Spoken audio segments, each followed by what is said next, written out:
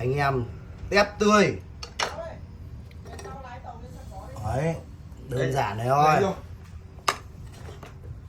Đang búng, vẫn đang búng này.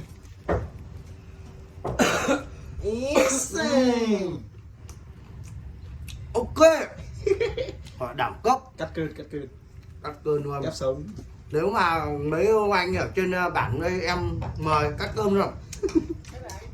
Đó, Hàn Quốc ăn gọi tầm này cũng chỉ gọi là cái tên thôi, khéo gọi bằng điện thoại luôn. Quả tép vẫn đang búng đẳng cấp luôn này. Đẳng cấp luôn. Đẳng cấp luôn. Very good. Ok.